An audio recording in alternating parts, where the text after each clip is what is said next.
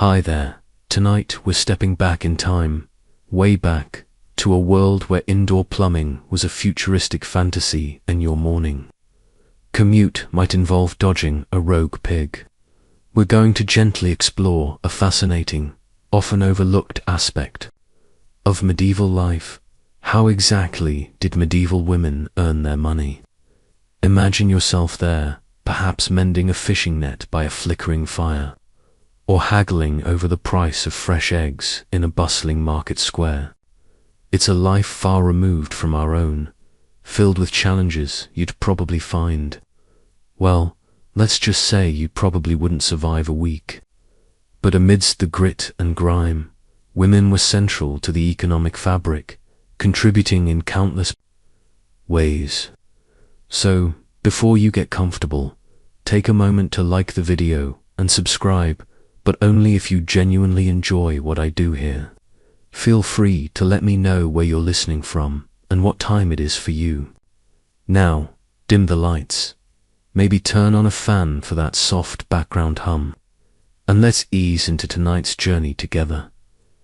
You might picture medieval women primarily confined to the home, their days filled with domestic chores and child rearing, far removed from the bustling world of commerce and earning. And while domestic duties certainly formed a significant part of their lives, it's a vast oversimplification to think they weren't active economic participants.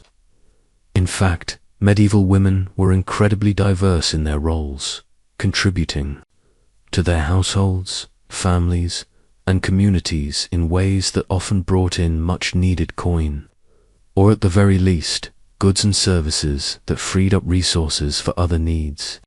From the humblest peasant woman tilling the soil alongside her husband, to the skilled artisan running her own workshop, to the noblewoman managing vast estates, their contributions were fundamental.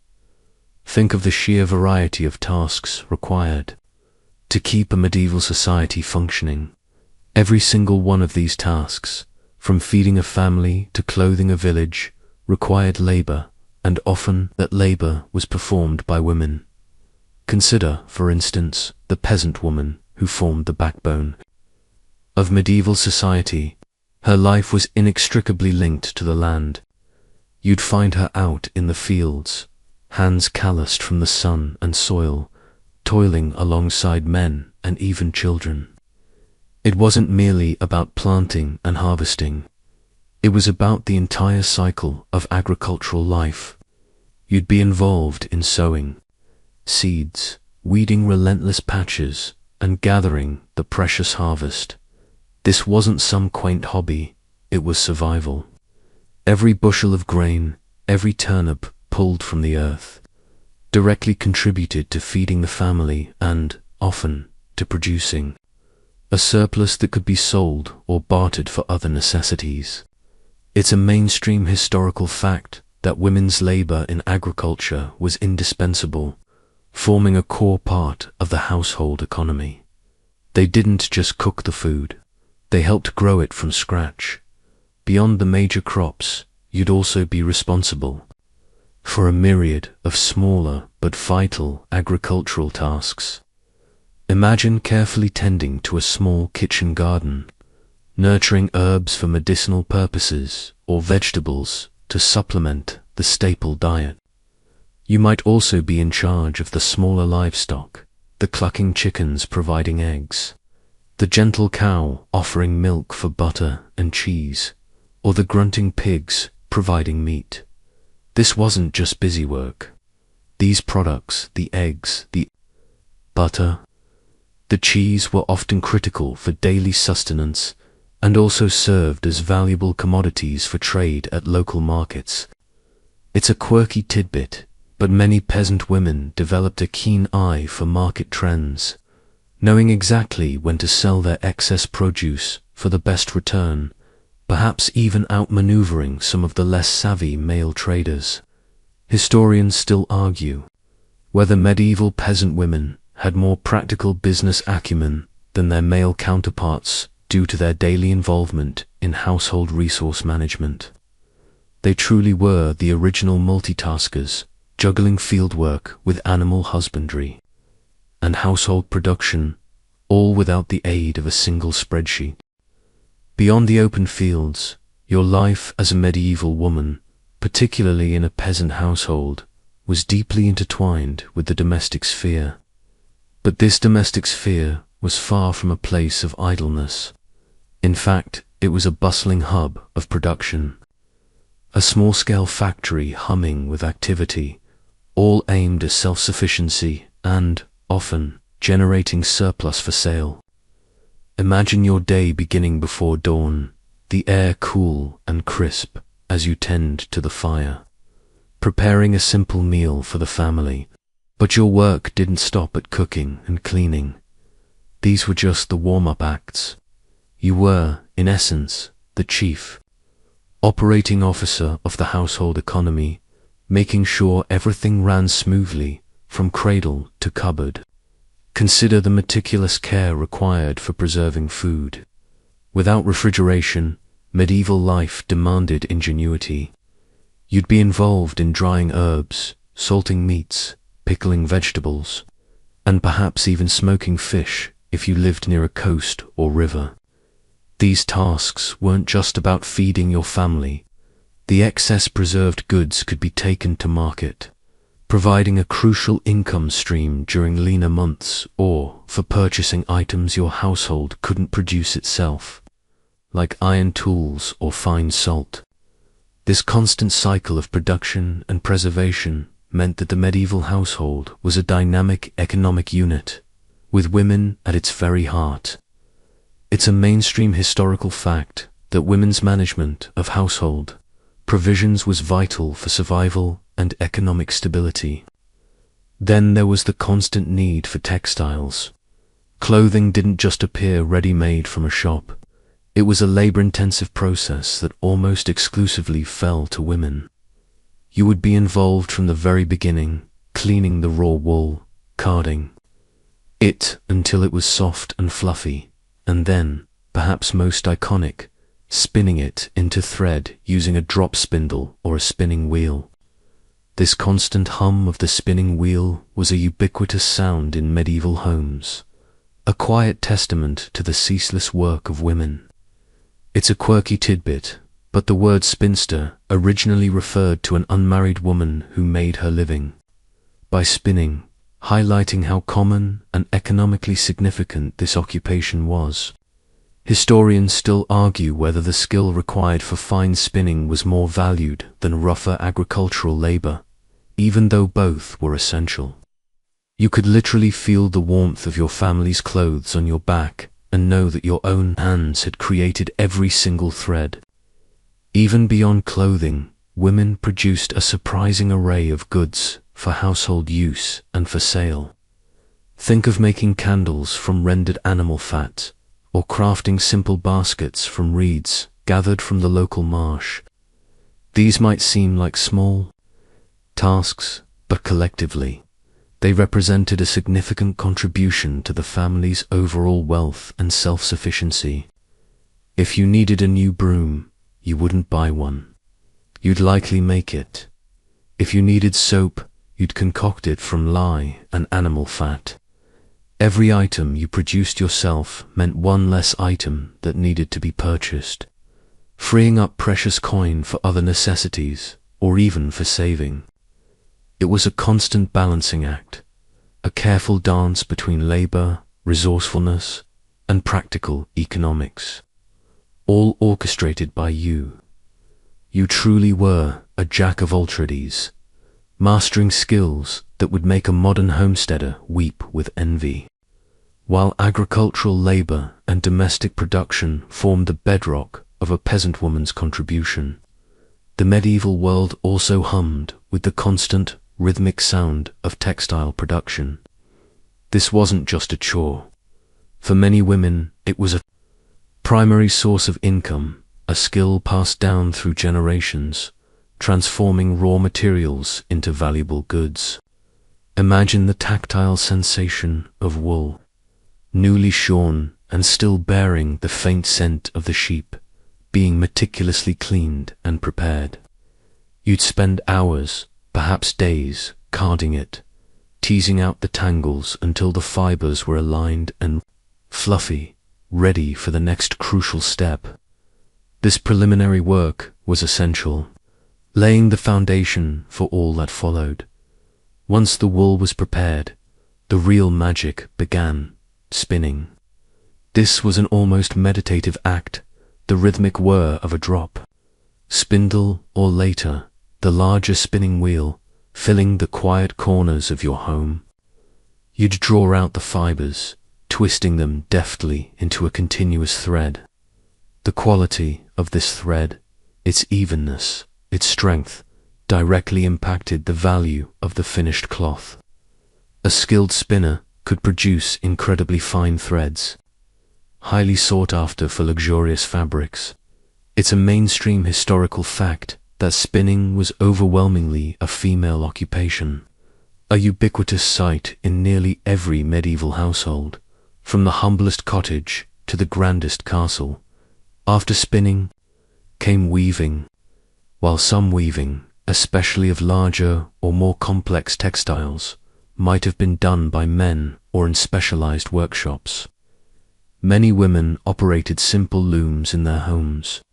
You'd sit for hours, patiently interlacing the warp and weft threads, watching as the fabric slowly grew beneath your hands. The patterns might be simple, dictated by the available dyes and the function of the cloth, but each piece represented hours of dedicated labor. This finished cloth could then be used for your family's clothing, bedding, or indeed sold at market. It's a quirky tidbit that sometimes, to measure out lengths of thread for weaving, women would simply count the number of times they wrapped it round their outstretched arms, a very organic form of measurement. Historians still argue whether the economic independence gained through textile production significantly empowered women within their households, giving them more say in financial decisions. The sheer volume of textile production by women was immense. Think of the endless demand for clothing, blankets, sacks, and tapestries. Every single person in medieval society, from the king to the pauper, needed textiles. This constant demand ensured a steady, if often modest, income for women involved. In its production, sometimes you might work on commission, spinning or weaving for a merchant who supplied the raw materials and then bought back the finished product. Other times, you'd produce goods independently, taking them to the local market to sell directly to consumers. This direct exchange gave you a tangible connection to the economy beyond your household, allowing you to haggle, negotiate, and understand market prices. It's a bit like running your own micro-business, but without the benefit of a modern accounting system. Your ledger was probably just a mental tally, or perhaps a few notches on a stick, while the quiet hum of the spinning wheel was a constant in many medieval homes. Another pervasive aroma, far more enticing, often wafted from women's dwellings, the sweet, malty scent of brewing ale. This wasn't just a domestic chore. For countless medieval women, brewing was a significant, often independent, source of income, cementing their role as key figures in local economies. Imagine the large wooden vats, perhaps bubbling gently over a low fire, as you meticulously mix the malted barley, hops, and water. This was a precise art, requiring a keen understanding of temperature, fermentation, and sanitation long before anyone truly understood microbes. Ale was more than just a beverage. It was a staple of the medieval diet, a safer alternative to often contaminated water, and a source of calories for a population engaged in physically demanding labor. Everyone drank it, from children to adults, though in varying strengths. This constant, universal demand meant that a skilled brewer could always find customers. You'd likely be brewing in your own home, perhaps with a small sign outside indicating that your ale was ready for sale. It's a mainstream historical fact that women, particularly older women or widows, were the primary brewers and sellers of ale, earning them the moniker alewives. These were the original entrepreneurs, running what we might call today a microbrewery. Right from their living room, the process itself was labor-intensive. You'd need to source your ingredients, often growing some of the barley yourself or buying it from local farmers. Then came the malting process, soaking and drying the grains to convert starches into fermentable sugars. After mashing and boiling, the mixture would be left to ferment. It's a quirky tidbit that alewives would often place a brewster's pole or a girdle, a specific type of branch or bush, outside their door to signal that a fresh batch was ready. This informal advertisement system was crucial for attracting customers in a time before widespread literacy. Historians still argue whether the independence afforded to alewives led to greater social acceptance for women running their own businesses, or if their trade was often viewed with suspicion due to its association with taverns and public spaces. The profits from brewing, while perhaps not making you rich, were often substantial enough to provide a crucial income stream for your family, or even allow you to live independently if you were a widow or single woman. You'd sell directly from your home, often pouring the ale into customers' own vessels, or sometimes from a stall in the market square. This direct interaction with customers meant you were responsible for setting prices, managing inventory, and handling money, all the hallmarks of a successful small business owner. It wasn't just about crafting a tasty drink. It was about running a viable enterprise that satisfied a fundamental need in medieval society, making the alewife a central, if sometimes colorful, figure in the medieval economic landscape. And sometimes their customers were a bit rowdy, which certainly added another layer to the job. Hand in hand with the pervasive scent of ale, another comforting aroma filled medieval towns and villages: the warm, earthy smell of baking bread. Much like brewing, baking was a fundamental necessity that often transitioned from a domestic chore into a profitable enterprise for women. Imagine the rhythmic kneading of dough, your hands covered in flour, working the simple ingredients, flour, water, yeast, and a pinch of salt, into a pliable mass. This wasn't just about making a single loaf for your family. Often it was about producing dozens, perhaps even hundreds, to feed the local community. Bread was the undisputed king of the medieval diet, a staple for virtually every social class. It provided essential calories and nutrients, and its consumption was so widespread that bakers, many of whom were women, became indispensable figures. You might have a large hearth oven in your own home, capable of baking multiple loaves at once, or you might share a communal oven with other villagers, paying a small fee for its use. This communal aspect fostered a sense of community, but also meant you had to be efficient with your time, ensuring your dough was ready when the oven was hot. It's a mainstream historical fact that women were heavily involved in the baking trade, providing a crucial service that kept medieval society fed. The daily grind of sustenance meant you were up early, stoking the fire, mixing the dough, allowing it to rise, and then carefully monitoring the baking process. A perfectly baked loaf was a point of pride and a guarantee of repeat customers. You'd know the exact temperature by feel, the precise moment to remove the loaves from the heat by their golden brown crust and hollow sound when tapped. It's a quirky tidbit that some medieval bakers, particularly those selling in public markets, would carry a small, portable oven or a basket of warm loaves on their heads, calling out their wares to attract customers. Historians still argue whether the physical demands of large-scale baking, especially managing heavy sacks of flour and hot ovens, contributed to women being less visible in some of the more formalized guild structures of male bakers. The income generated from selling bread, much like ale, could be modest but consistent. You would often sell directly from your home, or perhaps from a simple stall in the local market square. This direct commerce allowed you to build relationships with your customers, understanding their needs and preferences. You'd learn to manage your inventory, ensuring you always had fresh loaves available, but not so many that they went stale. It was a rigorous, demanding job, requiring both strength and precision, but it offered a tangible sense of contribution and economic agency. So, while you might not have been a knight in shining armor, you were certainly a vital part of the daily sustenance of your community, one delicious loaf at a time. It's safe to say, without you, a lot of medieval bellies would have been rumbling louder than a dragon with indigestion. From the hearth of your home, the journey of your goods and your income often extended to the bustling medieval market.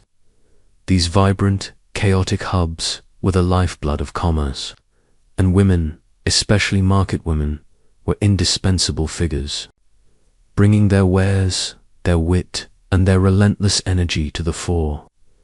Imagine the cacophony of sounds, the bleating of sheep, the haggling voices, the cries of street vendors, and the chatter of countless conversations, all swirling around you as you set up your stall.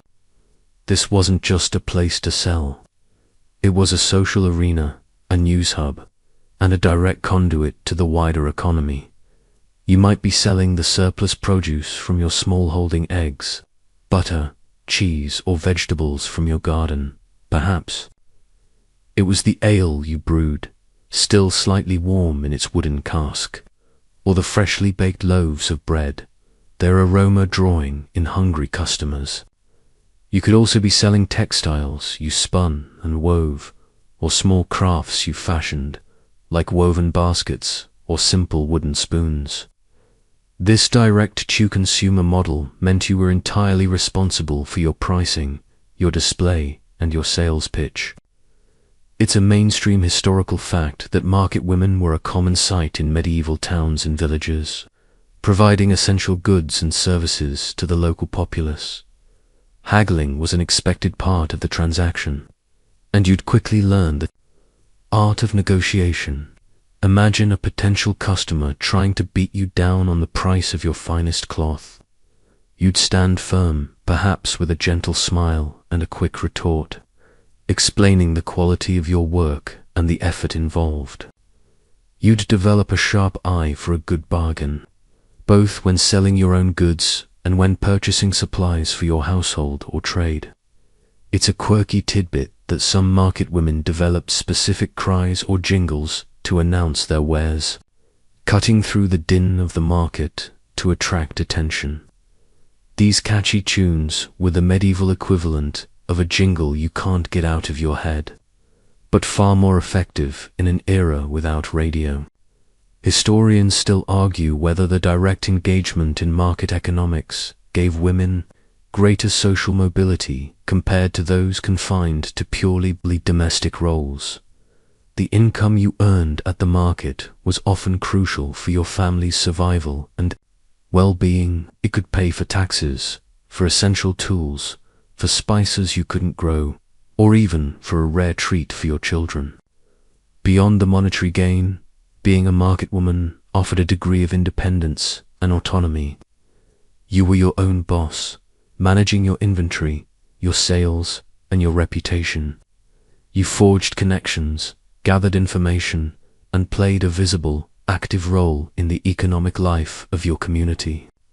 It was a demanding job, requiring long hours, resilience, and a sharp business sense, but it was also a tangible demonstration of your economic contribution, one bustling market day at a time. And yes, sometimes, You had to deal with the occasional rude customer, but you probably had a clever, polite way of sending them on their way. Perhaps by suggesting they try the competitor's slightly less fresh eggs. While many women were deeply integrated into family units, working alongside husbands and relatives, the medieval world also presented avenues for independent trades, particularly for widows and single women. For you, as a woman without a male head of household, the need to support yourself and perhaps your children was paramount, pushing you into occupations that offered autonomy and a direct income. Imagine yourself a widow, perhaps grieving but also fiercely determined, staring at the empty spaces your husband once filled. The responsibility now falls squarely on your shoulders, and you must adapt, drawing upon whatever skills you possess, or can quickly acquire.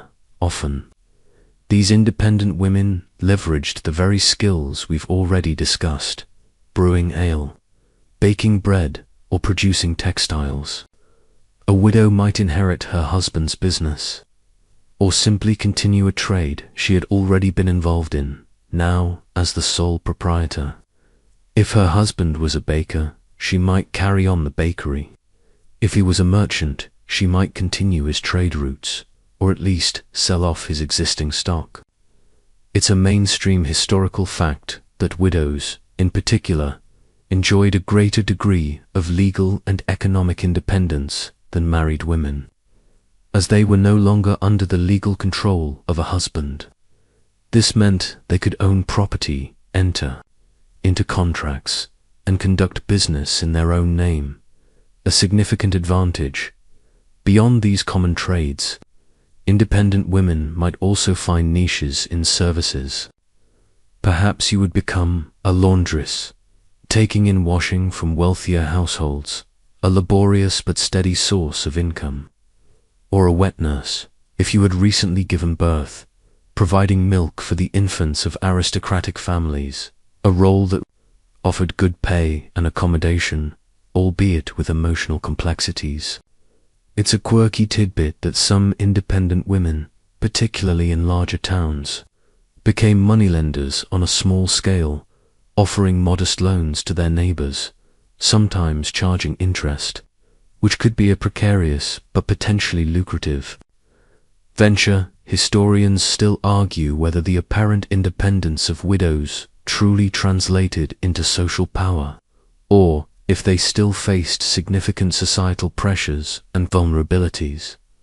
The necessity for self-sufficiency meant that these women were often exceptionally resourceful and resilient. They couldn't rely on a husband's income or protection, so their economic survival depended entirely on their own efforts and shrewdness. You develop a keen business sense, a strong negotiation style, and a reputation for reliability to ensure a steady flow of customers. This drive for independence, born out of necessity, often led to women becoming highly skilled and respected within their chosen professions. They were the trailblazers of female entrepreneurship in a challenging era, proving that a woman could, indeed, stand on her own 2 feet and thrive, even without a man by her side. You were the ultimate medieval self-starter, making your own luck, one transaction at a time. While some women found success in independent ventures, the medieval economic landscape was often shaped by guilds and their restrictions, which could significantly impact a woman's ability to earn money, sometimes limiting her access to certain trades, and at other times, surprisingly, offering a degree of protection. Imagine you're a skilled weaver, your fingers nimble and your patterns intricate, but you live in a town dominated by a powerful weavers' guild.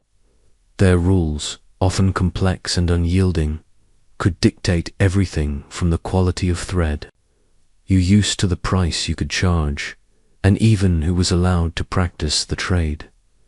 Guilds were associations of craftsmen or merchants, formed to protect their common interests, regulate trade, and maintain standards.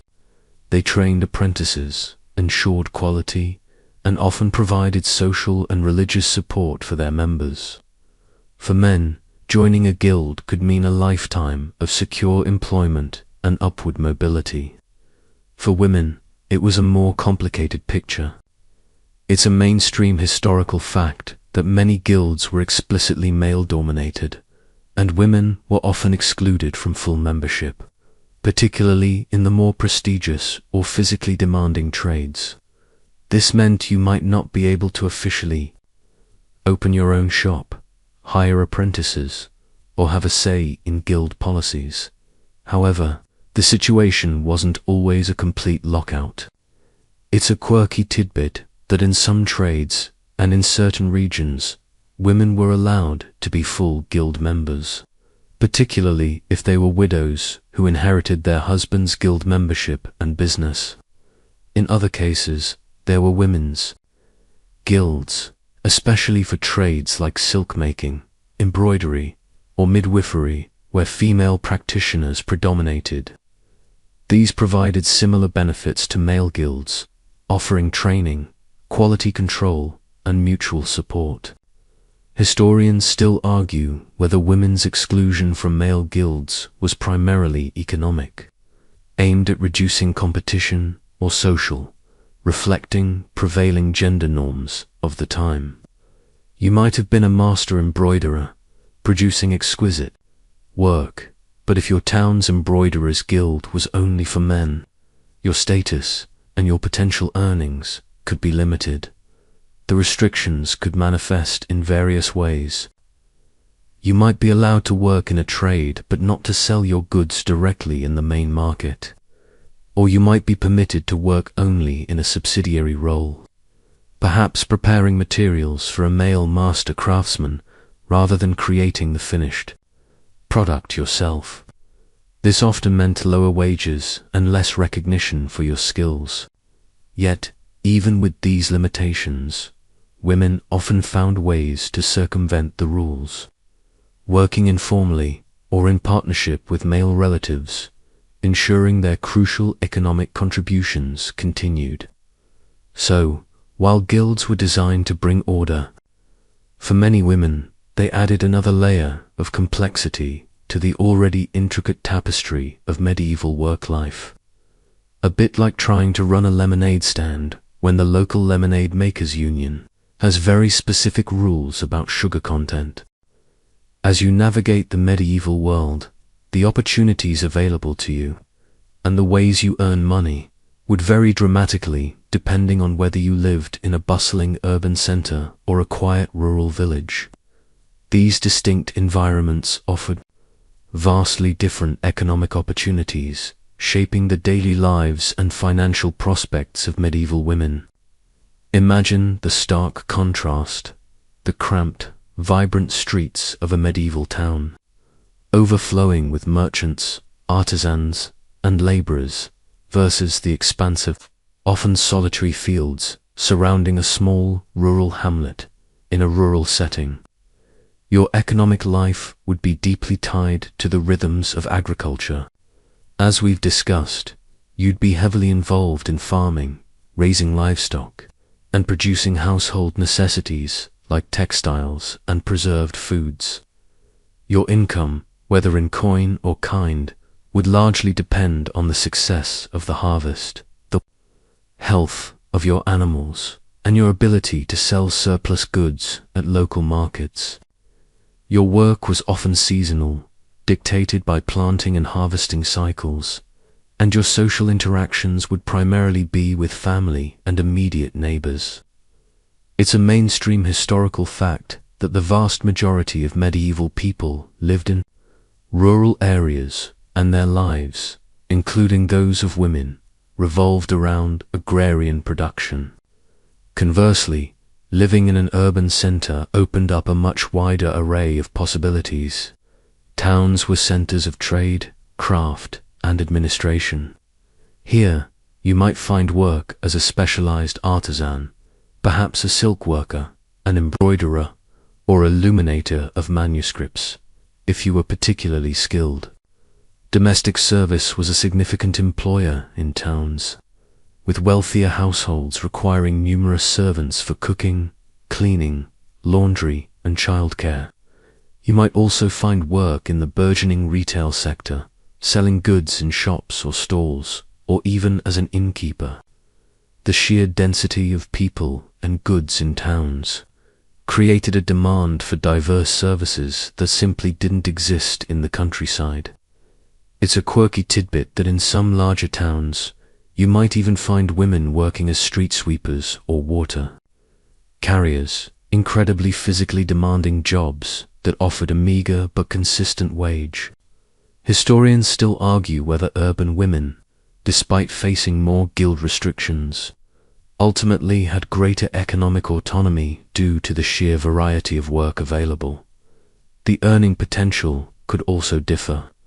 While rural women often contributed to a household economy that might primarily subsist on its own produce, urban women were more likely to earn direct wages or profits from selling goods and services for cash.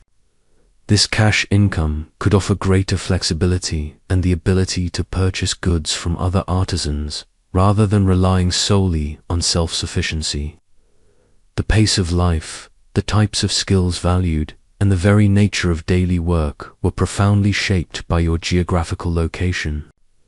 So, whether you spent your days tending sheep under an endless sky or haggling over spices in a crowded marketplace, your medieval economic journey was as unique as the landscape around you. It's a bit like choosing between a quiet life in the countryside or the constant hustle and bustle of a major city, each with its own perks and pitfalls, but both requiring your tireless effort. Stepping away from the grand halls of nobility, another distinct path for medieval women seeking economic and personal purpose lay within the quiet walls of the convent. Here, behind thick stone, women found not only spiritual solace, but also unique economic and social roles, often contributing significantly to the wider medieval economy. Imagine yourself taking vows, shedding the complexities of worldly life, and embracing a communal existence focused on prayer, learning, and productive labor. Convents were far more than just places of worship. They were often self-sufficient economic units, miniature communities with their own resources and industries. As a nun, your days would be structured around prayer, but also around a variety of practical tasks that generated income or supported the community's needs. This could include extensive agricultural work, with nuns cultivating gardens, managing orchards, and sometimes even overseeing larger monastic estates. The produce from these lands would feed the community, and any surplus could be sold in local markets, providing a vital revenue stream. It's a mainstream historical fact that many convents were wealthy landowners, and their economic prosperity relied on the skilled management, often by the abbess and her nuns, of these assets. Beyond agriculture, convents were renowned centers of craft production. You might be involved in textile production, perhaps specializing in fine embroidery for church vestments or luxurious clothing for aristocratic patrons. Nuns were celebrated for their exquisite needlework, and these highly sought-after goods generated considerable income. Some convents also specialized in manuscript illumination and copying, meticulously transcribing and decorating religious texts, a demanding and highly skilled art form that was in constant demand. It's a quirky tidbit that some convents even ran scriptoria that produced secular texts or legal documents, demonstrating a surprising engagement with the broader intellectual and administrative needs of society. Historians still argue whether the perceived spiritual labor of nuns, like prayer and contemplation, was tacitly recognized as an economic contribution by society, in addition to their tangible goods. Moreover, convents often provided essential social services, that had a clear economic value. They frequently ran schools for girls, offering education to the daughters of the nobility and gentry, for which fees were sometimes paid. They also served as hospices, providing care for the sick and elderly, or as inns for travelers, offering accommodation and sustenance for a fee. While not direct wages, the fees and donations received for these services contributed to the convent's upkeep and economic stability, allowing it to continue its charitable and productive work.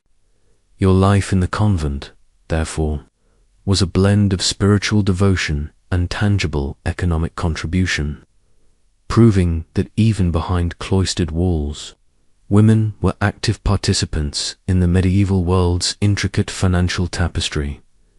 You were, in essence, part of a highly organized, often wealthy, not-for-profit enterprise, ensuring its survival through your skills and dedication. Stepping out of the convent walls, we find medieval women playing crucial roles in the realms of health and healing, often establishing themselves as vital economic contributors through their skills as medical practitioners, specifically as healers and midwives.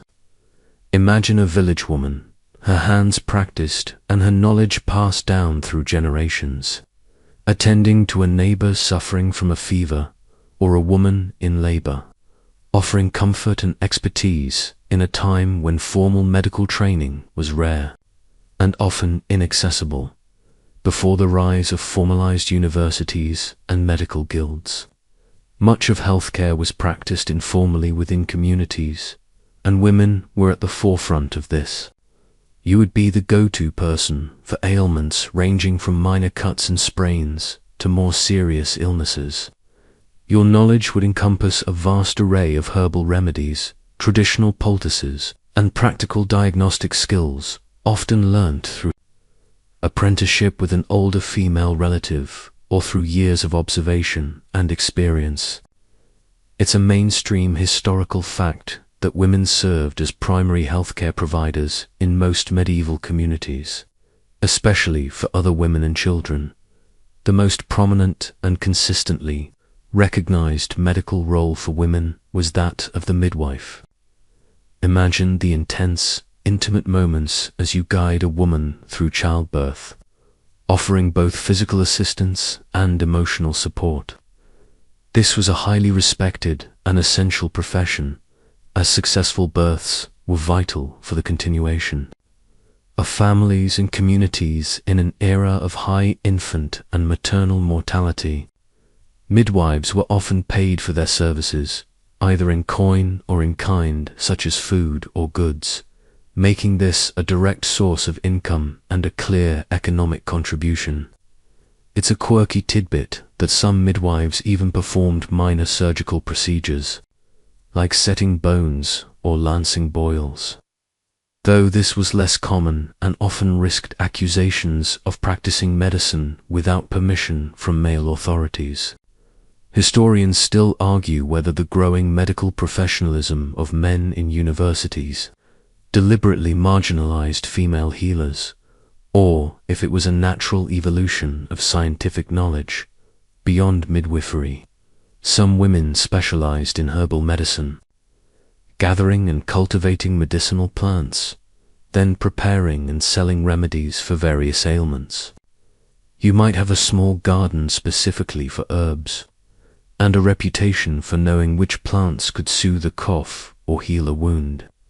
While perhaps not earning vast sums, the consistent demand for these services ensured a steady, if modest, income. This informal network of female healers filled a critical void in medieval healthcare, providing accessible and often affordable treatment for the masses.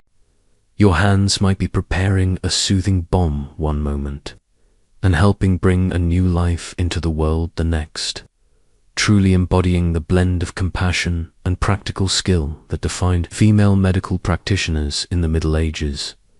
You were, essentially, the emergency room, pharmacy, and delivery ward, all rolled into one indispensable person. Beyond the tangible crafts and essential services, medieval women also carved out niches in less common but equally vital roles, contributing to the cultural and educational fabric of society through teaching and the arts. While not as widespread as textile production or brewing, these professions offered unique avenues for women to earn money and gain recognition for their intellectual and creative talents. Imagine yourself, perhaps with a quill in hand, patiently guiding a young student through the intricacies of Latin, or meticulously applying vibrant pigments to an illuminated manuscript. Formal education, while limited, did exist in the Middle Ages, and women played a role in its dissemination. If you were a noblewoman, you might hire a female tutor or governess to educate your daughters, particularly in reading, writing, household management, and perhaps even some basic arithmetic. Convents, as we've seen, often ran schools for girls, providing nuns with teaching roles and generating income for the institution through tuition fees. For a woman with a strong intellect and a knack for pedagogy, teaching offered a respectable, albeit specialized, means of support. It's a mainstream historical fact that while formal university education was largely closed to women, informal learning and the education of girls within households and convents was a recognized practice. In the realm of arts, women were active, particularly in areas requiring fine motor skills and intricate detail. Embroidery was arguably the most prominent artistic pursuit for women, transcending social classes. From the simplest decorative stitches on a peasant's tunic to the opulent, gold-threaded tapestries adorning aristocratic halls and churches, women's needlework was highly valued. You might be commissioned to create elaborate hangings, altar cloths, or even pieces of secular art, earning a direct fee for your artistry. It's a quirky tidbit that some medieval embroiderers developed signature stitches or color palettes, making their work recognizable and highly sought after by patrons. Historians still argue whether the anonymity of many female artists in the Middle Ages was due to societal devaluation of their work, or simply a lack of record-keeping in an era focused on collective rather than individual achievement. Beyond needlework, some women found their way into other artistic professions. While rare, there are records of female illuminators of manuscripts, meticulously illustrating texts with intricate designs and vibrant colors. Others might have been scribes, copying texts by hand for a fee. While these were less common avenues for earning money compared to more practical trades, they highlight the diverse talents and economic opportunities available, however limited. Your artistic skill, whether with a needle or a brush, could transform raw materials into objects of beauty and value, providing you with a livelihood and leaving behind a tangible legacy, even if your name wasn't always attached to it. Was a quieter form of commerce, perhaps, but one that certainly brightened the sometimes drab medieval world, one painstakingly crafted detail at a time. In the intricate tapestry of medieval society, a woman's ability to earn and retain money was deeply intertwined with her legal protections, particularly concerning dower and property rights. These legal frameworks, while far from modern concepts of equality, offered crucial avenues for women to maintain economic security and sometimes exert a degree of financial autonomy. Imagine yourself a newly widowed woman, perhaps facing an uncertain future, but knowing that certain legal provisions might offer a lifeline, preventing your complete destitution.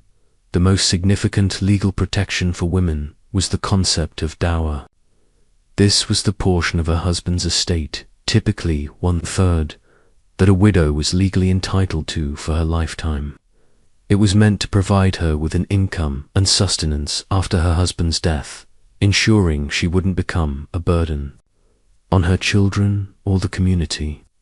You wouldn't own the property outright, but you would have the right to its income and use. It's a mainstream historical fact that dower rights were a fundamental aspect of medieval property law across much of Europe, safeguarding widows' economic well-being.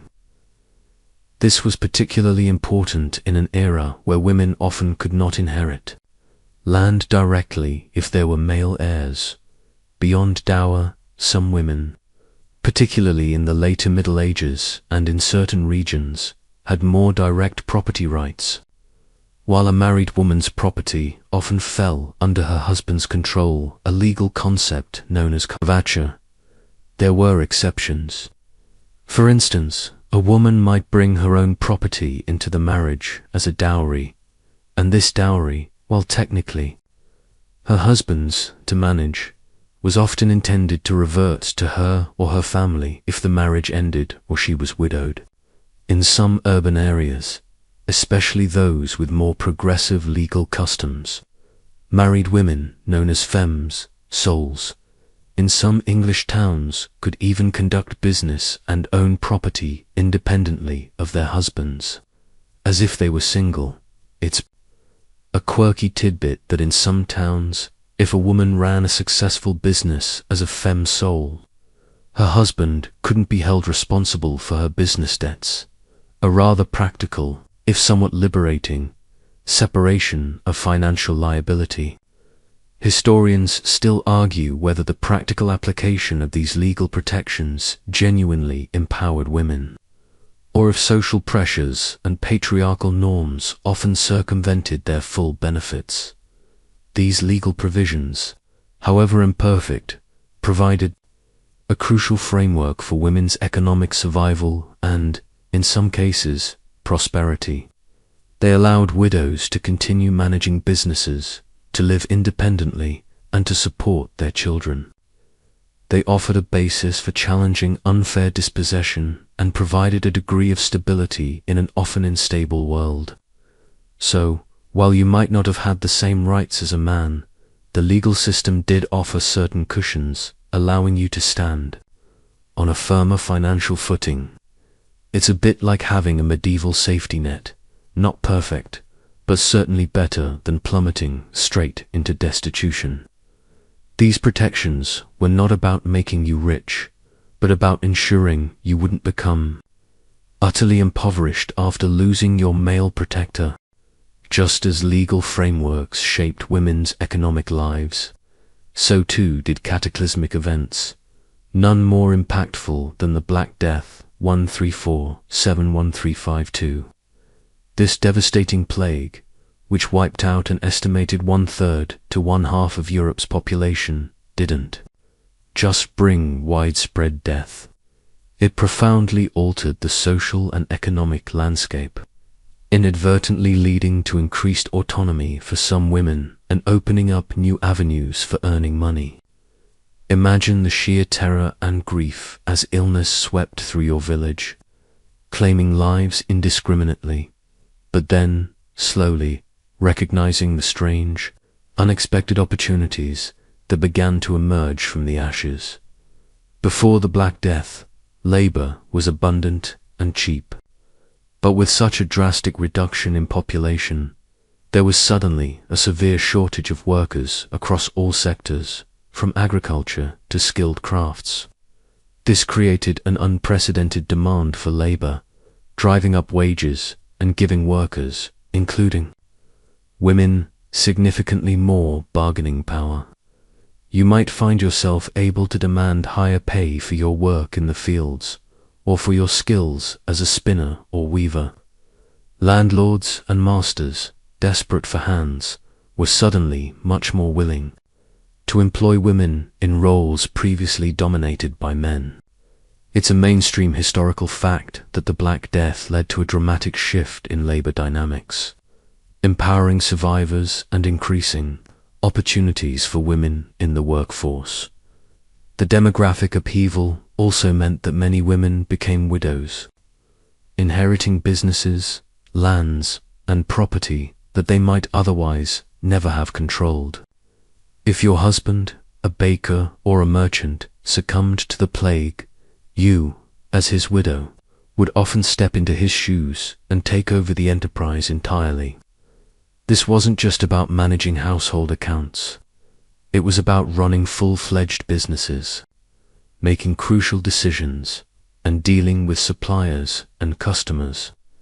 It's a quirky tidbit that in some areas, women even inherited lucrative fishing rights or took over the management of inns and taverns, traditionally male-dominated domains, simply because there were no men left to run them. Historians still argue whether the gains in women's autonomy post-Black Death were truly sustained long-term, or if society gradually reasserted older, patriarchal norms as the population recovered, while the human cost of the Black Death was immense.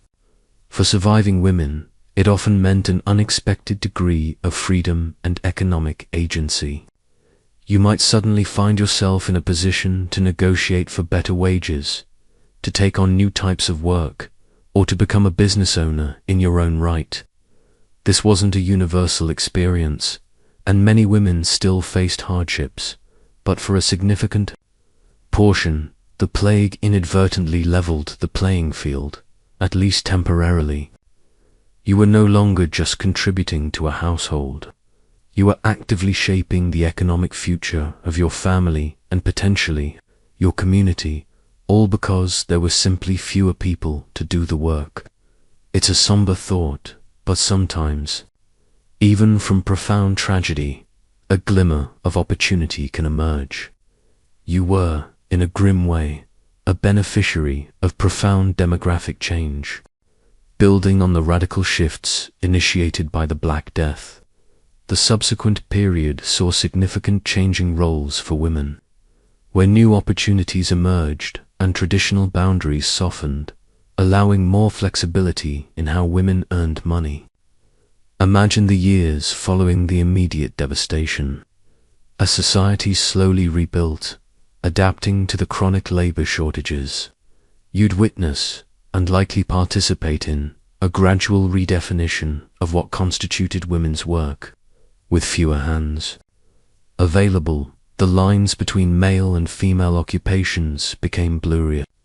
Women were increasingly employed in sectors where they had previously been scarce, or only present in subsidiary roles.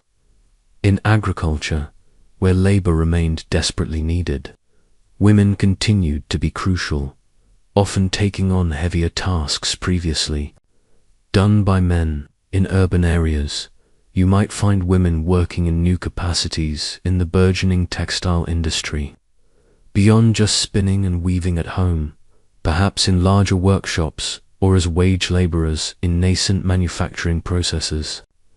It's a mainstream historical fact that the post-Black Death period saw a notable increase in females' participation in the waged labor force, as employers sought to fill vacancies wherever they could. This era also saw a rise in female apprenticeship in certain crafts, while still limited and not as widespread as for men. Records show an increasing number of young women being formally apprenticed to masters, learning a trade with the intention of becoming skilled workers themselves. This offered a clear path to independent earning and greater economic security than casual labor. It's a quirky tidbit that in some towns, women even began to appear in professions like parchment making or bookbinding, tasks that required both strength and meticulous attention to detail, indicating a diversification of their economic roles. Historians still argue whether these expanded roles were a temporary anomaly driven by necessity, or if they laid the groundwork for more enduring changes in women's economic status in the centuries that followed. The overall impact was a subtle but significant shift in the economic landscape for many women. While the core domestic and agricultural contributions remained, there was a greater fluidity in occupations and a greater willingness by employers to hire women for a wider range of tasks.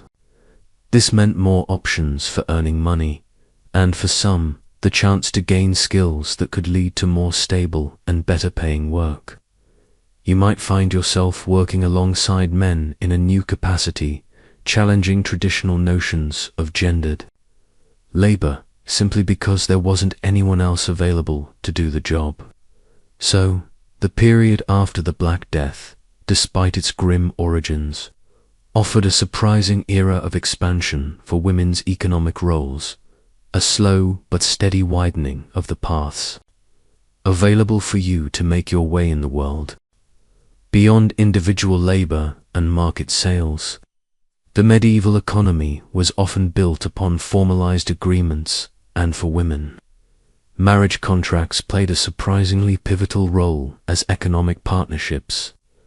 Imagine yourself as a young woman entering into marriage, not just for love or social standing, but with a keen awareness of the financial implications. Understanding that this union would profoundly shape your economic future. It wasn't just about two souls uniting. It was about two families and their resources, often merging. In medieval society, marriage was fundamentally an economic and social alliance, designed to consolidate property, maintain family lines, and ensure mutual support, while the husband was typically the legal head of the household, responsible for managing its assets. His wife was often an indispensable partner in its economic success. This was especially true in farming households, where, as we've explored, your labor in the fields and managing domestic production was crucial for the family's survival. Your daily work directly contributed to the household's income, whether in produce, goods, or even cash from sales. It's a mainstream historical fact that in peasant households, the economic partnership between husband and wife was essential, with both contributing vital labor beyond the fields in urban settings. Wives often played active roles in their husbands' businesses. If your husband was a merchant, you might manage his accounts, oversee inventory, or even serve customers in his shop when he was away on trade journeys. If he was a craftsman, you might assist in the workshop, preparing materials or finishing goods. This wasn't merely being a helper. It was often a substantive, unacknowledged apprenticeship, providing you with skills and knowledge that would prove invaluable if you were ever widowed. It's a quirky tidbit that in some towns, if a husband engaged in a trade, his wife was sometimes assumed to be an active participant in that trade, even if not formally documented, highlighting her integral economic role. Historians still argue whether the apparent lack of formal recognition for women's economic contributions within marriage diminished their actual power, or if their indispensable roles granted them significant informal influence. These marriage contracts, often meticulously drawn up by families, would outline the financial arrangements, including dowries and potential dower rights, which we'll delve into shortly. While these documents might seem to restrict a woman's independent action, they also provided a framework for her economic security and defined her contribution to the marital estate. You weren't just a dependent, you were a contributing member of an economic unit, your labor and skills directly impacting the family's prosperity. So, while medieval marriages might not have always been romantic comedies, they were certainly economic dramas, with you playing a central, often uncredited, leading role in the household's financial well-being. Closely tied to the concept of marriage as an economic partnership was the crucial role of dowries, a woman's financial leverage and a significant aspect of medieval economic transactions. Imagine yourself as a young woman of marriageable age, knowing that your family's ability to provide a dowry could determine the quality of your marriage, your social standing, and indeed, your future financial security. The dowry was not merely a gift. It was an economic asset, a contribution from the bride's family to the marriage. A dowry typically consisted of money, land, goods, or a combination thereof, given by the bride's family to the groom's family, or to the bride herself for her own use within the marriage upon marriage. Its purpose was multifaceted. It served as a means of establishing the bride in her new household, providing her with some economic protection, and demonstrating the wealth and status of her own family. For the groom's family, it represented an influx of assets that could be used to expand their land holdings, invest in a business, or simply bolster their financial position. It's a mainstream historical fact that dowries were a widespread practice across much of medieval Europe and beyond, varying in form and value according to social class and regional custom. The size and nature of the dowry could directly influence the attractiveness of a bride and, consequently, the quality of the match she could make. A larger dowry could secure a marriage to a man of higher social standing or greater wealth, improving the bride's potential economic comfort and status. Conversely, a family struggling to provide a dowry might find it harder to arrange a suitable marriage for their daughter, highlighting the dowry's importance as an economic barrier or facilitator. It's a quirky tidbit that sometimes, particularly for lower status families, a dowry might consist of practical items like livestock, household goods, or even specific tools related to a trade, rather than just cash or land, making it immediately useful for the new household. Historians still argue whether dowries primarily served to empower women financially by giving them an asset, or if they reinforced patriarchal structures by commodifying women within the marriage market, while the dowry legally became the husband's. To manage in many systems, it was often understood that these assets were ultimately for the benefit of the family unit, and sometimes even specifically earmarked for the wife's maintenance if she became a widow.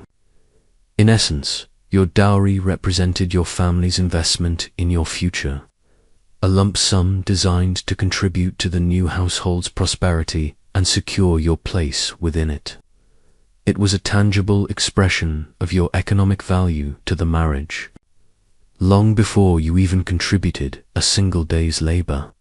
So, while you might not have been earning a weekly wage from your dowry, it was certainly a powerful form of economic leverage, setting the stage for your financial role in your married life. It's a bit like a medieval prenuptial agreement, but one where the woman usually brought the major assets to the table. Beyond the structured legalities of dowries and marriage contracts, many medieval women, particularly those in the burgeoning merchant and artisan classes, actively engaged in financial literacy and the practical art of managing household accounts. This wasn't a formal skill taught in universities, but a crucial, everyday necessity that directly impacted a family's economic survival and prosperity. Imagine yourself, perhaps by flickering candlelight, poring over tallies of goods sold, expenses incurred, and debts owed, meticulously keeping track of your family's financial pulse, while husbands often handled the larger, external financial transactions like major land deals or long-distance trade. The day-to-day management of household finances frequently fell to the wife. This involved a surprising array of tasks: tracking income from the sale of surplus crops, ale, or textiles, managing expenditures for food, clothing, and other necessities, and even keeping tabs on credit and debt with local suppliers or customers. You'd know exactly how much grain was left in the storehouse, how many eggs were collected each week, and whether the family could afford a new tool or a bolt of imported cloth. It's a mainstream historical fact that women, especially those in urban mercantile households, were often highly skilled at practical bookkeeping, even if they didn't use formal written ledgers in the modern sense. This practical financial management required more than just simple arithmetic. It demanded shrewd decision-making, resourcefulness, and a keen understanding of market prices. You'd need to know when to sell your goods to get the best price, when to buy supplies in bulk, and when to conserve resources during lean times. It's a quirky tidbit that some women used mnemonic devices like tying knots in a string or making marks on a tally stick to remember complex financial details long before the widespread adoption of Arabic numerals or double-entry bookkeeping. These informal systems were remarkably effective for their time. Historians still argue whether the practical financial skills of medieval women contributed to a more stable and resilient household economy, or if their efforts were often undermined by larger societal economic fluctuations beyond their control. The stakes were incredibly high. Poor financial management could mean going hungry, falling into debt, or losing precious assets. Conversely, astute management could lead to accumulation of wealth, investment in new ventures, or the ability to weather economic downturns. You were effectively the chief financial officer of your household, ensuring that income met expenditure, and, ideally, that a little extra was put aside for the future. This invisible labor, though rarely celebrated in formal histories, was absolutely fundamental to the economic well-being of medieval families. So, while you might not have been balancing a stock portfolio, you were certainly balancing the very real, very immediate survival of your family, one careful calculation at a time. It's a bit like playing a continuous game of financial chess, where every move, no matter how small, has a direct impact on your family's next meal. Just as financial literacy was key to managing household accounts, the concept of inheritance was a monumental factor in how medieval women could acquire and control wealth and property, directly influencing their economic standing and potential for independence. Imagine yourself as a daughter or a widow facing the passing of a father or husband and the complex process that follows as assets are distributed. The rules surrounding inheritance were not always straightforward, and they varied significantly by region, social class, and even the type of property involved in many medieval societies. Especially among the landed aristocracy, the principle of primogeniture, where the eldest son inherited the bulk of the family's land and titles, was common. This often meant that daughters received less land, or sometimes none, instead receiving a dowry upon marriage, or a portion of movable goods. However, even under primogeniture, daughters might still inherit if there were no male heirs, or if specific provisions were made in a will. It's a mainstream historical fact that inheritance laws often favored male heirs, but opportunities for female inheritance did exist, particularly in the absence of sons, for women in other social strata. Particularly in towns or among the merchant class, inheritance could be a more direct pathway to economic agency. A widow might inherit her husband's business, his tools, his inventory, and the rights to his trade, as we've discussed. This was often essential for her to continue supporting herself and her children. In some cases, a daughter might inherit movable property like money, jewelry, or household goods, which she could then use as capital to start her own business or to contribute to her marriage. It's a quirky tidbit that in some regions, particularly those influenced by customary law rather than strict feudal law, daughters had stronger inheritance rights, sometimes even splitting property equally with sons, challenging the more common male-centric inheritance patterns. Historians still argue whether the limited inheritance rights for women were a deliberate tool to maintain patriarchal power structures, or simply a reflection of the legal and social emphasis on male landholding for military and political stability. The ability to inherit property or cash provided women with a crucial foundation for economic independence. It could be the capital needed to set up a small shop, to invest in a trading venture, or simply to ensure a stable income for herself and her dependents. Without inheritance, many women, especially widows, might have faced severe economic hardship. So, while the rules of inheritance were often tilted in favor of men, for many medieval women it was a vital mechanism through which they could acquire and pass on wealth, ensuring a degree of financial security and continuity across generations. You were, in a very tangible sense, a recipient of generational wealth, albeit often a more modest version than your male counterparts, giving you a tangible stake in the economic future. Beyond direct labor and inheritance, medieval women also exerted economic influence through patronage, a subtle yet powerful means of supporting the arts and crafts, thereby creating livelihoods for others and enhancing their own prestige. Imagine yourself as a wealthy noblewoman or a prosperous abbess, holding court in your solar or scriptorium, commissioning exquisite works that not only adorned your surroundings, but also provided vital income to skilled artisans. This wasn't about earning money yourself, but about strategically spending it to foster talent and acquire valuable goods. Patronage was a cornerstone of the medieval economy, driving demand for luxury goods, skilled craftsmanship, and intellectual pursuits. For women, it provided an avenue to exert their wealth and taste, often bypassing the more restrictive, male-dominated spheres of commerce. You might commission a goldsmith to create elaborate jewelry, a weaver to produce intricate tapestries depicting historical scenes, or a scribe and illuminator to produce a beautifully decorated prayer book.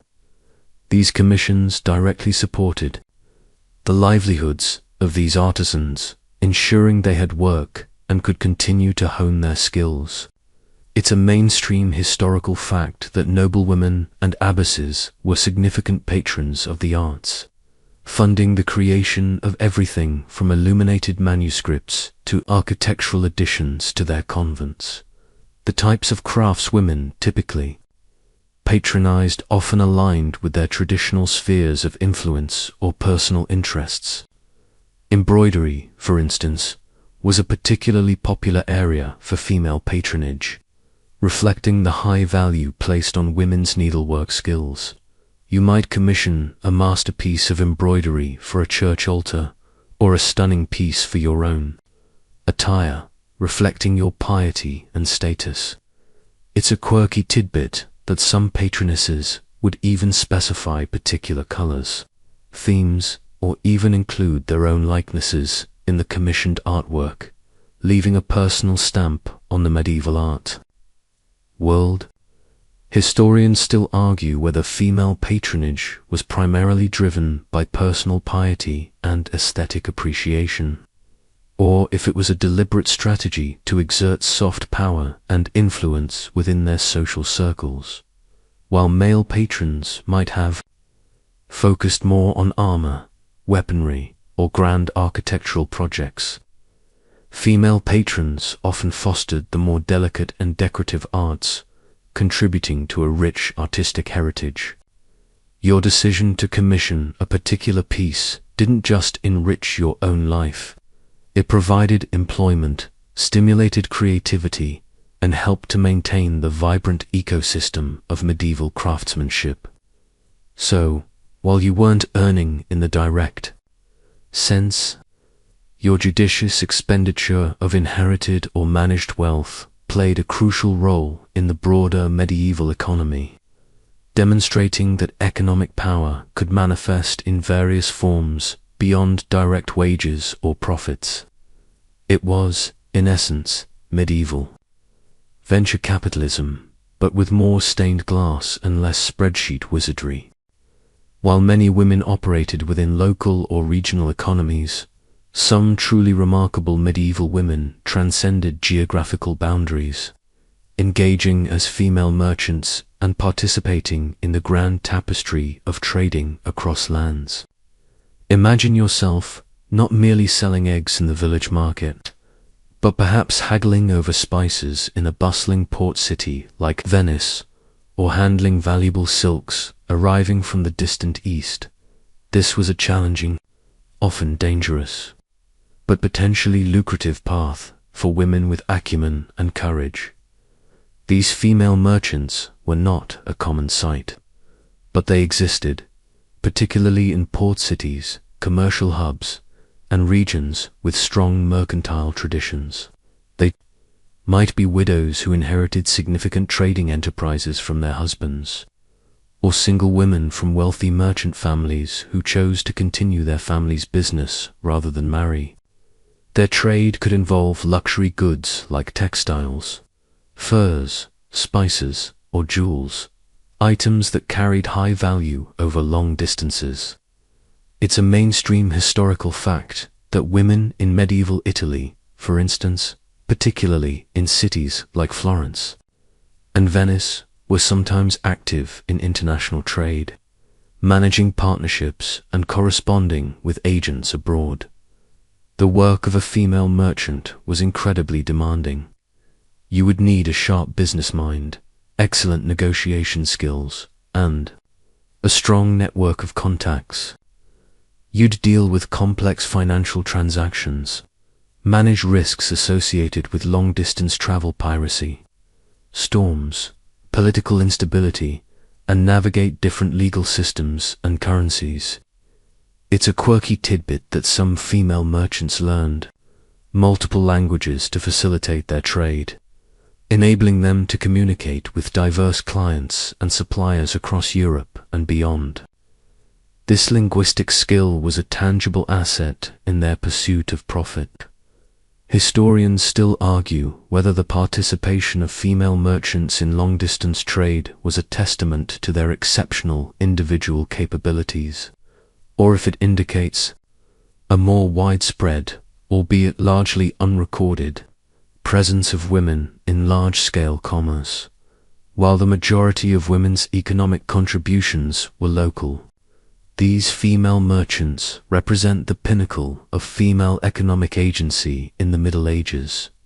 They operated on a global stage, their decisions impacting supply chains and markets across vast distances. Their profits could be substantial, leading to significant personal wealth and influence within their communities. So, while you might not have been a knight embarking on a quest, you were, in your own way, an adventurer, navigating the complex seas of medieval commerce, one valuable cargo at a time, proving that ambition and business savvy knew no gender, boundaries, even in an era often seen as restrictive. It's a bit like being a CEO of a modern import-export company, but instead of emails, you're relying on couriers and good faith, and instead of air freight, it's all on slow, creaky ships. Amidst the diverse ways medieval women earned money, from honest labor to grand mercantile ventures, existed a darker, yet undeniably economic reality: prostitution. While often marginalized and condemned by society, it was for some women, especially those at the very fringes, a means of survival, albeit one fraught with danger and social stigma. Imagine a woman, perhaps with few other options, navigating the shadowed alleyways of a bustling town, where the line between desperation and commerce blurred. Prostitution in the Middle Ages was a complex phenomenon, neither universally condoned, nor entirely suppressed. In many towns, it was tolerated, and sometimes even regulated, as a necessary evil. For women driven by extreme poverty, lack of family support, or simply an absence of other viable work, it could offer a grim means of sustenance. They might operate independently, soliciting clients in taverns or on the streets, or be part of brothels, which were sometimes licensed by municipal authorities.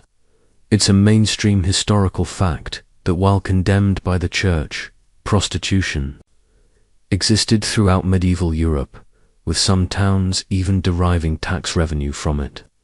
Highlighting its economic reality, the earnings from prostitution varied wildly, from meager sums that barely covered food and lodging to, for a very few, enough to live a somewhat more comfortable life, at least temporarily. However, this income came at a steep cost: social ostracism, vulnerability to violence, and a constant threat of exploitation. These women were often at the mercy of pimps, brothel madams, or predatory customers. It's a quirky tidbit that in some medieval towns, prostitutes were required to wear specific attire, like a striped hood or a distinctive cloak, to identify their profession. A form of public shaming that simultaneously served as a form of advertising.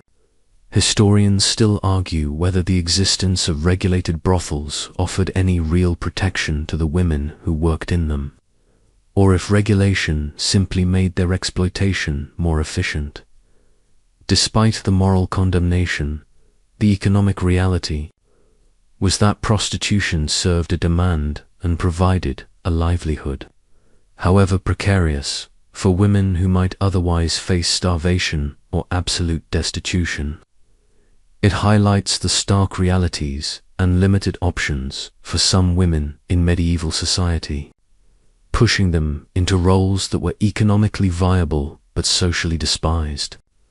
So, while we discuss the noble weavers and the shrewd merchants, it's important to acknowledge this uncomfortable truth, that for some, earning money meant navigating the perilous and stigmatized world of commercial sex, a reminder that the medieval economic landscape, like any other, had its shadows and its desperation. It's a sobering thought, reminding us that survival often dictates desperate measures, regardless of the era. Shifting our gaze beyond the familiar landscapes of Christian Europe, we discovered that medieval Jewish women occupied unique economic niches, often operating under different legal and social strictures than their Christian counterparts, yet finding distinctive ways to earn money and contribute to their communities. Imagine yourself as a Jewish woman in a medieval European town, part of a vibrant, often insular community, navigating a world where certain professions were open to you that might be closed to others, and vice versa. Jewish communities in medieval Europe were often restricted in their land ownership and participation in agricultural labor, pushing them towards urban centers and specific trades. For Jewish women, this often meant involvement in commerce, finance, and specialized craft production. One prominent area was lending money, a profession often forbidden to Christians by usury laws, though Christians found ways around them too, eventually, while Jewish men often handled large-scale finance. Jewish women sometimes engaged in small-scale money lending within their communities, or to Christians in need of quick cash, generating interest as a form of income. It's a mainstream historical fact that Jewish communities, including women, were often involved in various aspects of finance due to these religious prescriptions for Christians. Beyond finance, Jewish women were often skilled artisans and traders. They engaged in textile production, particularly the creation of fine embroidery and garments, and sometimes even the dyeing of cloth, which required specialized knowledge. They also participated in the retail trade, selling everything from spices and herbs to household goods and second-hand clothing. This often took place from their homes or small stalls in market areas designated for Jewish merchants. It's a quirky tidbit that some Jewish women were renowned for their knowledge of medicinal herbs and remedies, often serving as healers for both Jewish and Christian communities, similar to other informal female medical practitioners, but perhaps with access to different traditional knowledge. Historians still argue whether the economic distinctiveness of Jewish women was primarily a result of external pressures and restrictions, or if it also reflected internal cultural values that afforded women specific economic roles. The economic contributions of Jewish women were vital for the survival and prosperity of their communities, especially given the precarious position many Jewish populations held in medieval Europe. Subject to varying degrees of tolerance and persecution, their financial acumen and entrepreneurial spirit allowed them to thrive in environments that were often hostile. So, while your life as a Jewish woman in the Middle Ages might have been marked by unique challenges, it also presented specific economic opportunities, allowing you to contribute significantly to your family's well-being and to the broader economic landscape through your distinct skills and enterprise. It was a testament to resilience, finding ways to make a living even when facing systemic disadvantages.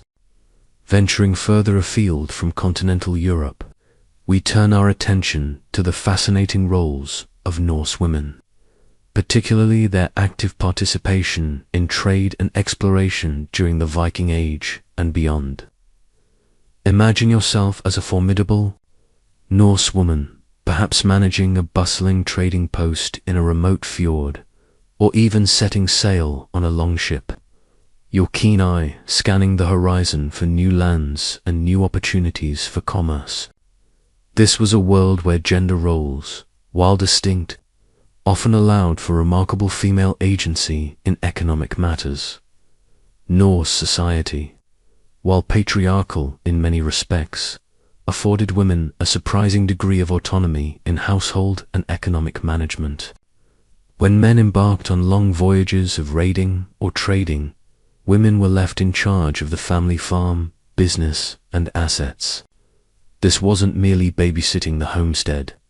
It involved complex decision-making, managing resources, overseeing labor, and engaging in local trade. A woman would decide which crops to plant, how many animals to keep, and what goods to produce, for sale or barter. It's a mainstream historical fact that Norse women were often the economic backbone of their families, especially during the long absences of their seafaring folk. Beyond managing the home front, some Norse women were direct participants in trade.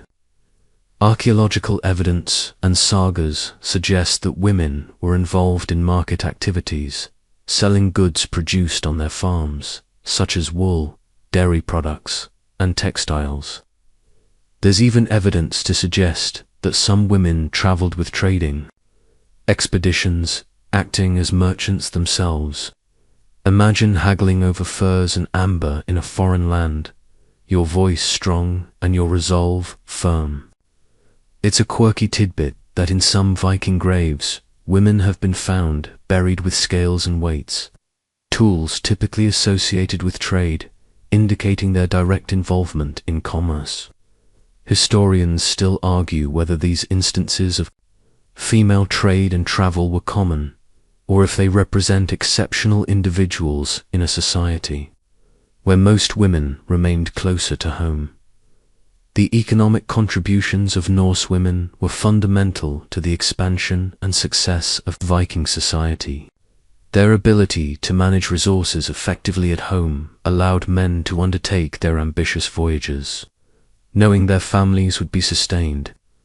And for those women who ventured into trade themselves, they contributed directly to the wealth and cultural exchange that characterized the Viking Age. So, whether tending the hearth or navigating a fjord, Norse women were formidable economic actors, proving that strength and resourcefulness came in many forms, even in a society often romanticized for its warriors. You were not just waiting at home. You were running the entire operation, making sure the economy back home didn't collapse while the men were off, acquiring new trade goods.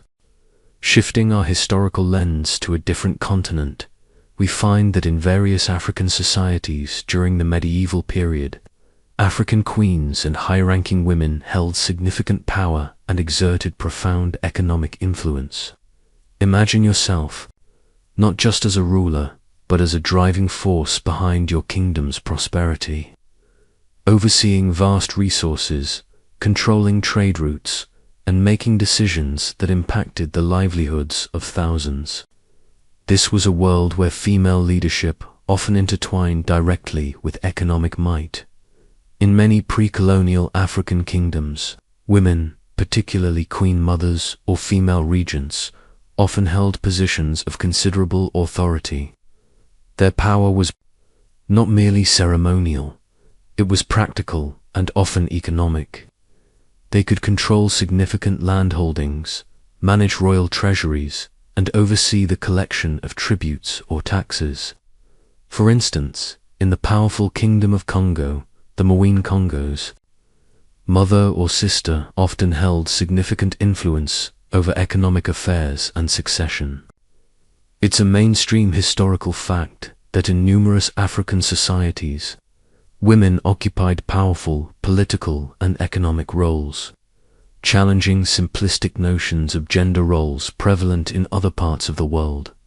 Beyond direct royal authority, many African women were deeply involved in trade networks, both local and long distance. In West Africa, particularly in regions connected to the trans-Saharan trade routes, women were prominent in market activities, controlling the sale of local produce, crafts, and even playing roles in the distribution of more valuable commodities like gold, salt, and kola nuts. Imagine a queen or a powerful female merchant dictating terms of trade, her decisions influencing the flow of goods across vast distances. It's a quirky tidbit that in some trading communities, women used cowrie shells as a form of currency, managing complex financial transactions with these humble objects, demonstrating a sophisticated understanding of exchange rates and value. Historians still argue whether the economic power of African queens was inherent in their traditional political structures, or if it was amplified by their strategic engagement with emerging trade opportunities. The economic influence of African queens extended to their role as patrons, supporting artisans, agricultural initiatives, and public works.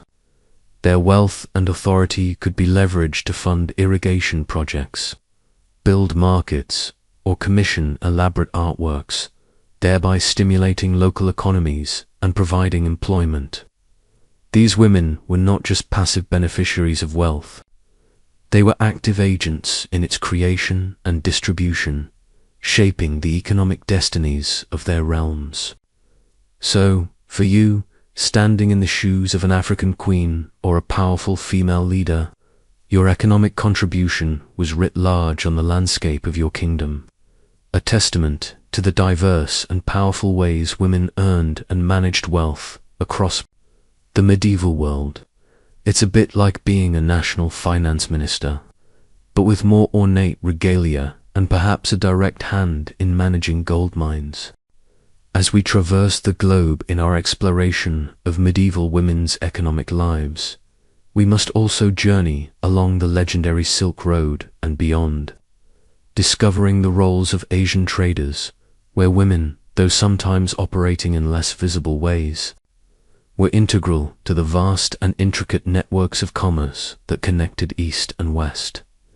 Imagine yourself in a bustling caravanserai in Central Asia, perhaps negotiating the price of a precious bolt of silk, or overseeing the packing of exotic spices destined for faraway lands.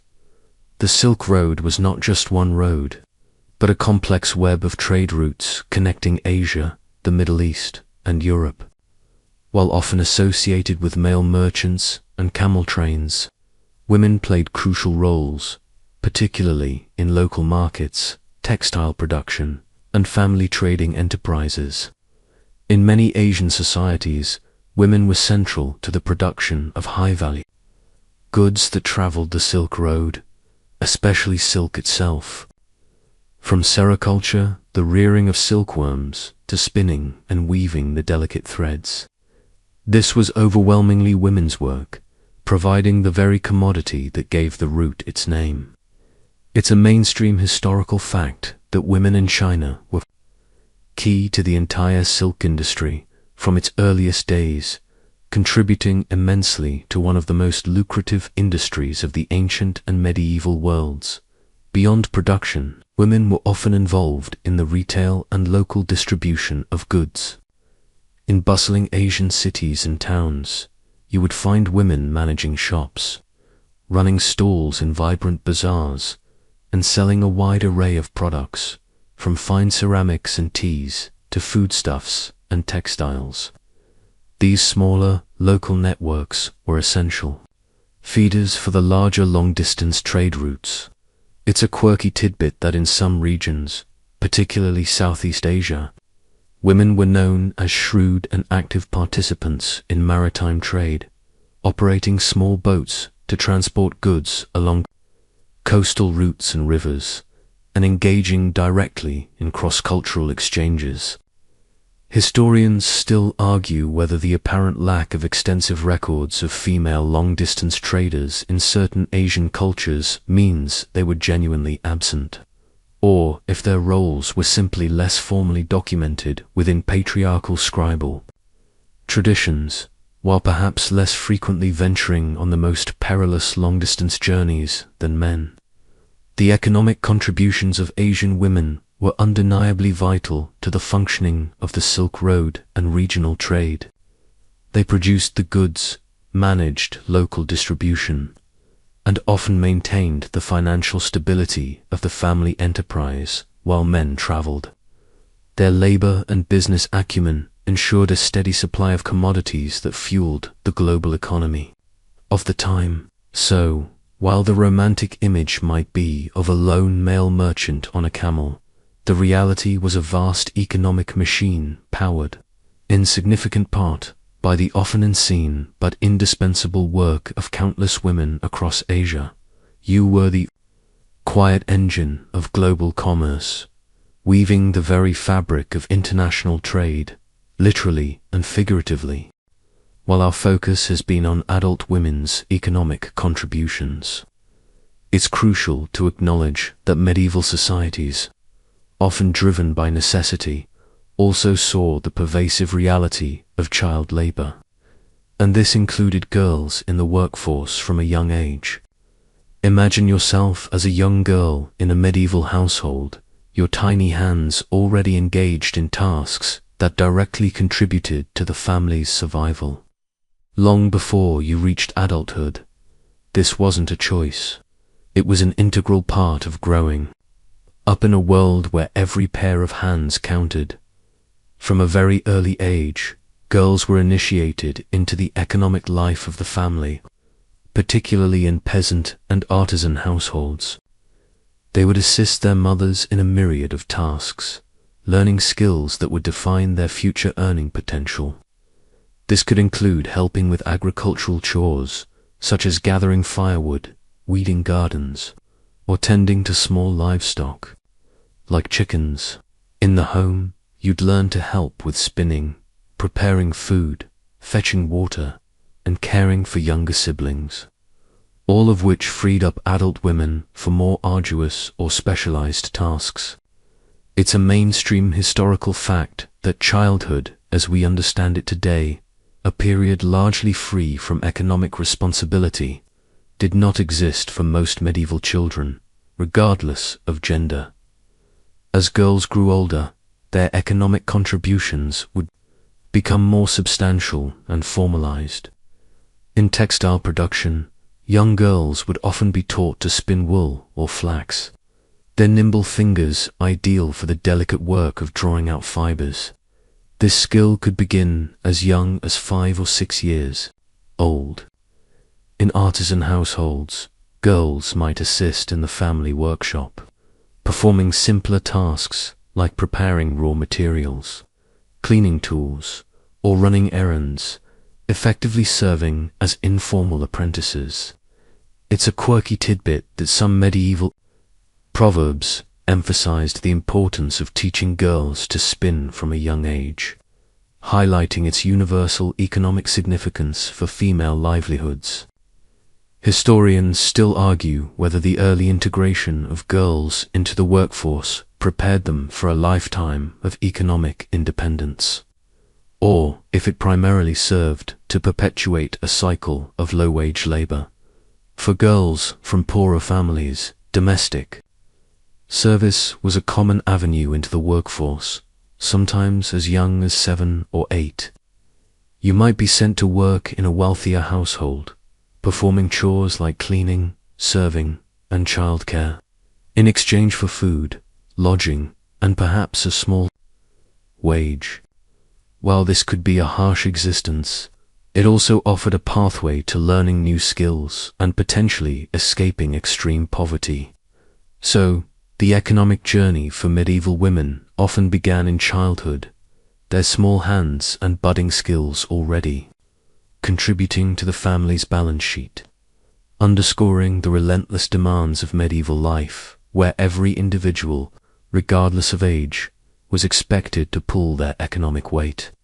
It's a reminder that even the youngest members of society were integral to the daily grind, their playtime often intertwined with productive labor.